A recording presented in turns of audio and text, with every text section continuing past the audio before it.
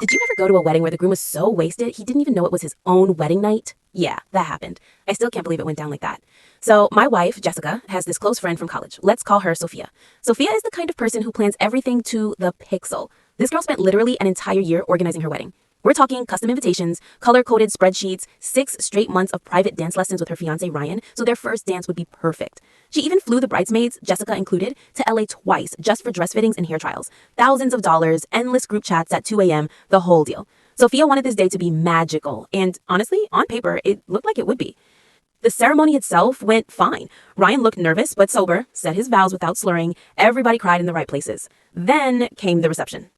Ryan disappeared right after the family photos. We found him 20 minutes later in the hotel bar doing shots with his old high school buddies, guys he hadn't seen in 10 years.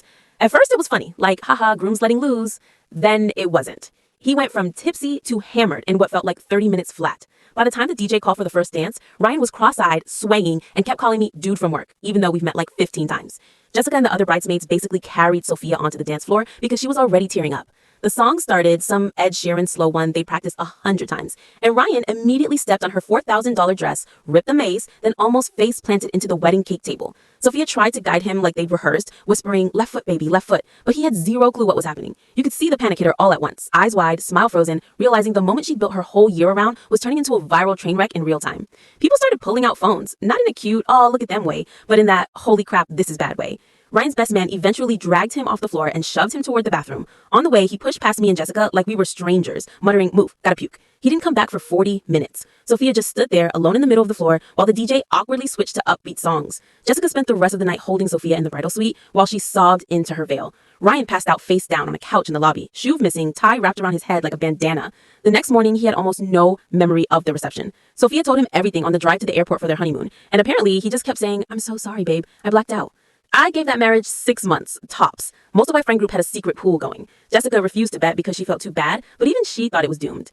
They lasted 3 years. 3 messy years, full of couples counseling, separate bedrooms, and Ryan trying and mostly failing to stay sober. Sophia finally filed when she caught him drunk dialing an ex at 3 a.m. The divorce was quick and ugly.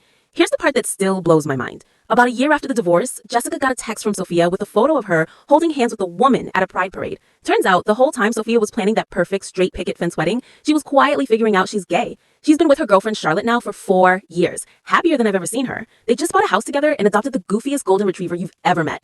Sometimes when Jessica and I talk about it, we still laugh in disbelief. The wedding that cost $80K, ended with the groom vomiting in a potted plant, actually turned out to be the best thing that ever happened to Sophia. Because it was so catastrophically bad, it forced her to stop living the life everyone expected and start living the one she actually wanted. Ryan, last I heard, he